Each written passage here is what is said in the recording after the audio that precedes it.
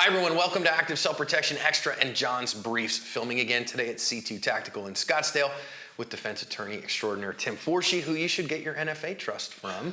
Thanks, Or, yeah, I mean, again, he's got all kinds of great stuff and does a great CCW class as well. Actually, the CCW class that I recommend here in Arizona is Tim's. Thanks, buddy. Hit his link in the description if you or a loved one needs that. People ask me sometimes, I don't teach Arizona CCW anymore. I mean, I teach the law and stuff, but I don't do CCW classes here anymore. You do, and you do an excellent job of that. Now, we recently have had a spate of people answering the door with a gun in their hand when cops show up, and in particular, the Air Force sergeant in Florida who died from that, right? So he answers the door with a gun in his hand. Cop, there was a disturbance call, a domestic call. Cop sees him with a gun in his hand, draws a gun, tells him to drop it, shoots him dead. Terrible, right? Horrible. And just a terrible outcome. We don't want that. But I want to ask Tim about the legalities of answering the door with a gun in your hand, because I think the issue is a little more complicated than we give it credit for. To win the fight after the fight, you need help. After a use of force, I trust Firearms Legal Protection to help me win the fight for the rest of my life. From their 24/7 attorney-answered hotline to coverage for the use of all legal tools, Firearms Legal Protection has you covered. Get a discount by signing up at the link below. I hate even having to make these videos. Yeah, these are what I call hindsight tragedy videos. You know, the kid that got shot, turns out it wasn't even a real gun. Right. That kind of stuff. In the moment, what you see was completely justifiable and legal and appropriate. And then with hindsight, oh my God, I'm never going to sleep again. And just watching the video causes you to lose sleep. It's horrific. But it's a hindsight tragedy, I think, yeah. So Tim, is it legal for me to answer my door if I don't know who's there and I'm worried with a gun in my hand? Well, again, people always ask that, is it legal? The answer would be, it depends. It depends on so many things. Just to be a weasel lawyer about it and make sure we talk about the gray instead of the black or the white. Please, Steve. It depends, right? One thing I always find, I have a lot of my students, and we talk about having a weapon-mounted light, and I always emphasize that's fantastic, but you have to have a non-weapon mounted light because you need a light.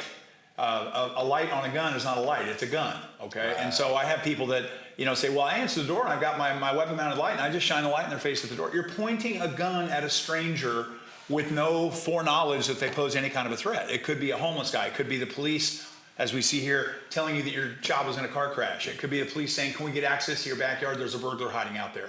I don't know what's going on. If you pointing a gun at somebody. Yeah, especially a cop. That's going to end one of two ways, both very, very badly, right? We see it end the worst way here in this video, but and this didn't have anything to do with the light. But yeah, so if I answer the door with a gun in my hand and there's a guy who is holding my daughter at knife point on my front porch screaming for me to come out, yeah, I'm probably going to go, if and when, I might have to go out because it's going to be 8 minutes before the police get here and I'm not going to let my daughter stand over the knife to her throat for 8 minutes. So maybe I go out and of course I'll have a gun in my hand.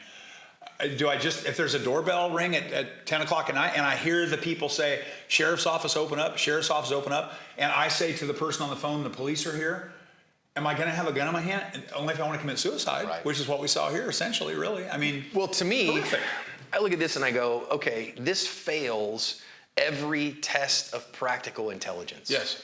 Is where the problem is. And I have to wonder, and I haven't heard, and maybe you've heard, but I have to wonder if the airman was maybe intoxicated. He's arguing, I'm assuming he's arguing with his wife or girlfriend on FaceTime. There's a lot of discussion. Was he drinking? Was he high? Was his judgment shot because of substances? Was his judgment shot because he was in a heated argument? I mean, I don't know. Maybe there was a reason that he did something that stupid, because he sounds like he was a pretty squared away guy, Well, so to me, okay, I look at this and I say, this is a great reason to have a doorbell camera. Yeah, oh my God. Or a peephole. Yeah. Right? I prefer a doorbell camera. I much prefer a doorbell camera. You can't shoot through a doorbell camera and hit me in the face. I agree. I much prefer a doorbell camera. In a modern context, a doorbell camera, somebody's like, well, who's at the door? I'm worried. Well, just fire up your doorbell camera. And you can, all the modern doorbell cameras, you can talk to whoever's on the other side. From across the country. Yeah, from literally across the country. Or we joke about this. This is, again, a very dated pop culture references, is that you just got to do the Mr. Robinson's Neighborhood. If you're old enough to remember Eddie Murphy on Saturday Night Live, make sure that you get your prostate checked soon. But you remember Mr. Robinson? Who is it? Right? You don't answer the door like that if you're like, I'm worried there's somebody on the other side. Because if there is, now what? You've just let that threat have access to you. Right. If there's not, and you got a gun in your hand, then you're in a spot where, oh no, now I've got a gun, what am I gonna do with this? Right. Now, I think if you put a gun on your person and it's in a holster and you wanna, okay, wait, who is it? I love the fact that if you're like, well, if they say they're the cops, call dispatch. Call 911. Call 911. Officers, I don't mean to be rude, but just hang on just a second. I'm gonna call 911 and verify.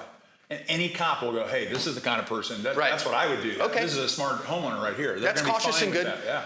You know, and okay, in 911, what's your emergency? I got somebody out front of my apartment who's telling me it's the cops. Do you have officers dispatched to me right now? At this address. At this address. What's your address? Here's my address. Yes, those are deputies. Okay, please tell the deputies that I'm gonna open the door and I'm unarmed.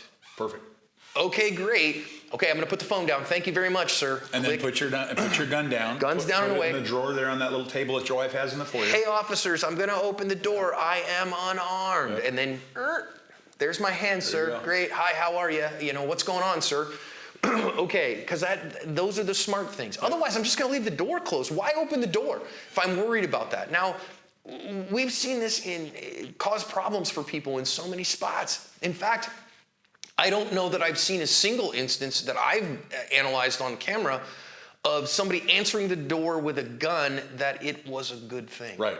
Now, I think maybe that's because the ones that are negative outcomes make it big on the internet. Right, That sure. therefore Yeah, you don't see the ones sensitive. that don't, of course. There's no story there. So. But I do think if somebody, you know, if there's a killer clown with a chainsaw on the other side of the door and a guy opens it up and it was caught on doorbell cam and he gets shot. Which begs the issue if you're going to be okay that you have a gun in your hand. In other words, if it's appropriate and necessary for you to deal with what you're now dealing with, why did you open the door? Right. It begs that question, right? I mean, the best form of defense you have isn't the gun in your hand. It's the locked door. I hope it's the secure door with maybe even a security door outside of that between you and the threat. Don't open the door. Yeah. Don't open the door. So can it be legal for you to go to the door with a gun in your hand? I mean, you're on your own property. Let's take it one step further. It's not the cops. It's not a threat. It's a traveling vacuum cleaner salesman who rings my doorbell. Nice. And I go to the door with a gun. Is it holstered? Well, it's my house. Yeah.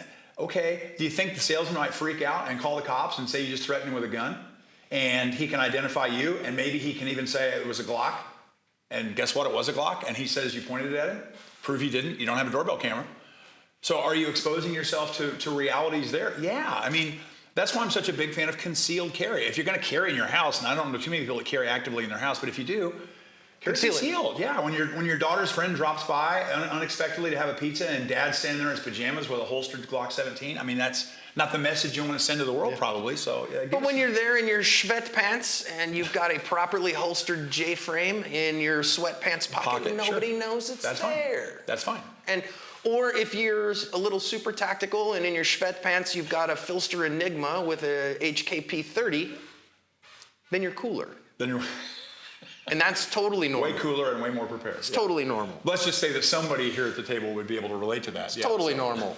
No. Anyway, I just can't say enough. I think that the legal liability of opening the door with a gun in your hand is significant. Way more important than that, the chance of getting shot, if it is the cops, significantly high. And I talked about what if your gun's holstered when you answer the door and the vacuum cleaner salesman's there. What if the gun's in your hand? Okay, if I ring a doorbell and somebody answers the door and they have a gun in their hand, am I going to feel in fear for my life? Yeah. Does that mean, am I now justified in drawing my gun and shooting you because I had a reasonable belief that you might shoot me? Arguably, yeah. Yeah. I just started a gunfight between two people that had no business being in a gunfight simply because I presented a firearm. Again, you got to be smart, guys. And there's that idea too that some people's like, well, you know, it's late, you know, if it's late at night or I live in a bad neighborhood and so I'm not going to take any chances. Then spend $500 on a security door. Put a security door in and a doorbell camera in. Amen. And now you don't have the risk. So then again, I can do Mr. Robinson's neighborhood from the other side of the house and, you know, answer on the doorbell cam and go, hey man, who is it? What do you want? Get off my front porch. Get away from me. I want nothing to do with you. I gave it the office and I don't need any Thin Mints. No, you do need Thin Mints. That's different. You do. That's different. Come on, that's a reality. But you know, again, if you ring my doorbell and you're not selling Girl Scout cookies, we are not friends. I already know Jesus. I do not need a Kirby vacuum. No. But if you have Thin Mints, yes, you can knock on. Come on up. Yeah. But please don't answer the door to buy Thin Mints with a gun in your hand. Okay? Tim, thanks again. As always, you bet.